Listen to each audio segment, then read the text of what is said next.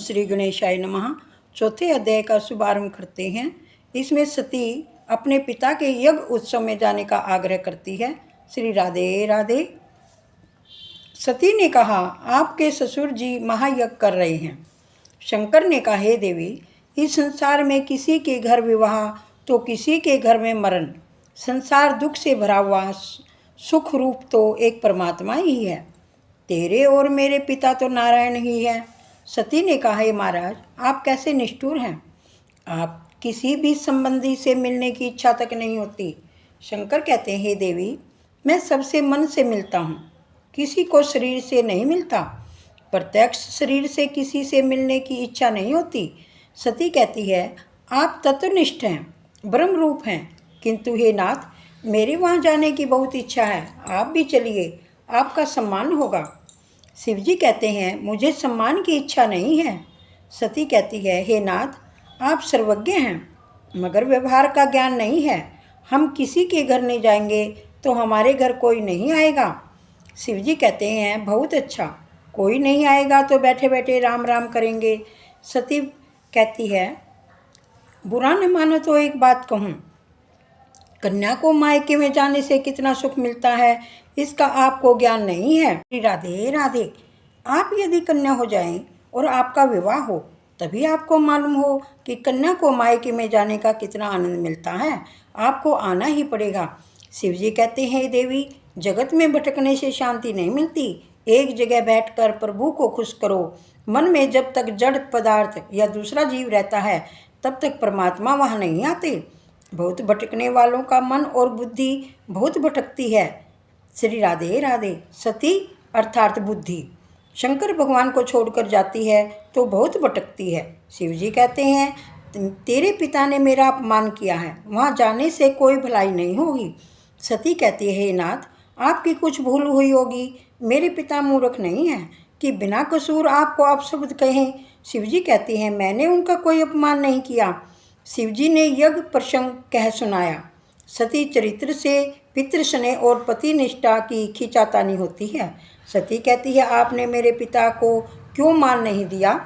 शिवजी कहते हैं, मैंने तेरे पिता को मन से मान दिया था, मैं कभी किसी का अपमान नहीं करता हूँ।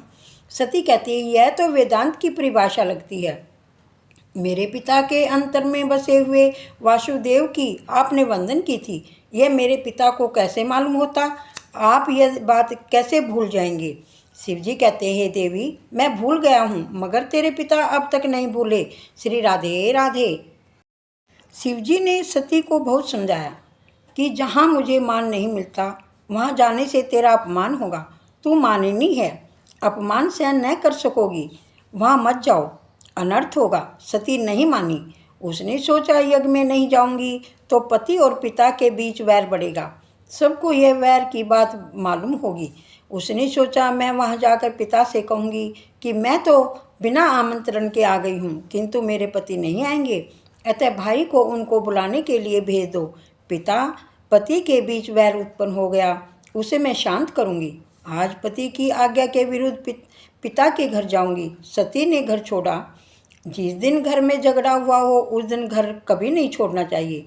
जो घर छोड़ता है वह बाहर सुखी नहीं हो सकता। शिवजी ने सोचा, सती जा रही है तो अब वापस नहीं आएगी, जाने दो, किंतु वह अकेली जाए यह ठीक नहीं है। शिवजी ने अपने गणों को आज्ञा दी कि तुम भी उनके साथ जाओ। श्री राधे राधे। श्री सुखदेव जी वर्णन करते हैं, राजन, शिवगण आ गए। उन्होंने कहा, माँ तुम चलकर जाओ, यह ठीक नहीं। सती नंदीकेश्वर पर सवार हो गई।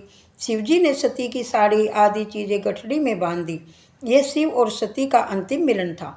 शिवजी ने सोचा, सती की कोई चीज़ यहाँ रहेगी तो मेरे कृष्ण भजन में विक्षेप करेगी, मन में विकार उत्पन्न हो। ऐसा कोई चित्र घर में नहीं रखना चाहिए। यदि चित्र मन में आएगा तो कृष्ण भजन में विघ्न करेगा। सती ने कहा, इन सब चीज़ों की क्या जरूरत है। शिवजी ने कहा, हे देवी, तुमको जरूरत पड़ेगी, सब साथ में ले जाओ। सती को बहुत जल्दी जाना था, इसलिए व्यास जी ने रास्ते का वर्णन नहीं किया।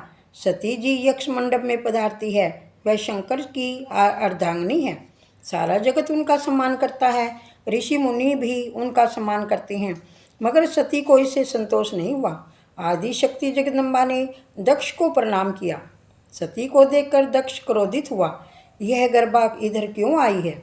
यह कहकर उसने मुंह फेर लिया। दक्ष दक्ष नहीं, अदक्ष हो चुका था। श्री राधे राधे। श्रीधर स्वामी ने कहा, क्रिया दक्ष अपि अदक्ष मूर्खा, यानी कि दक्ष क्रिया दक्ष नहीं अपितु क्रिया अदक्ष हो गया था। सती सोचती है, मेरे पिता ने मेरे सामने भी नहीं देखते, मेरी अब यहाँ रहने की इच्छा नहीं है, मैं घर जाऊंगी। शिवजी उदार हैं, वे मुझे स्वीकार कर लेंगे। माता सती यक्ष मंडप में भ्रमण करती है। सब देवताओं की स्थापना की गई, केवल शिवजी की स्थापना नहीं थी। श्री राधे राधे। सती ने देखा, यज्ञ में सब देवताओं को यज्ञ भोग दिया गया है, परंतु शिवजी को नहीं दिया गया। शिवजी के लिए आसन भी नहीं रखा था।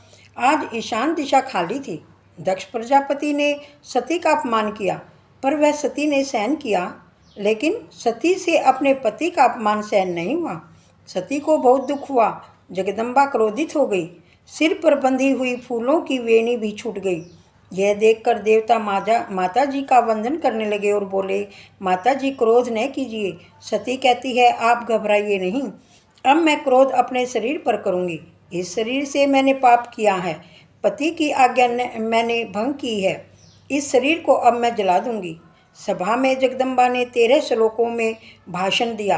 अरे, तेरे जैसा विषयी शिव तत्व को क्या जानेगा? जो शरीर को आत्मा मानता है वह शिव तत्व को क्या जाने।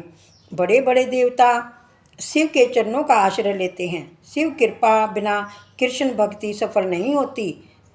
प्रवृत्ति निवृत्ति से परे होकर स्वरूप में मगन रहने वाले शिवजी पर ब्रह्म परमात्मा हैं। मुझे दुख हो रहा है कि शिव निंदा करने वाले दक्ष की मैं पुत्री हूँ। चौथा अध्याय संपूर्ण हुआ। सबको श्री राधे राधे। मन धीर धरो घबराओ नहीं, घनश्याम मिलेंगे कभी ना कभी। गंगा में मिले, जमुना में मिले, गंगा में मिले, जमुना में मिले, सरयू में मिलेंगे कभी ना कभी। मन धीर धरो घबराओ नहीं, घनश्याम में मिलेंगे कभी ना कभी। राधे राधे सबको।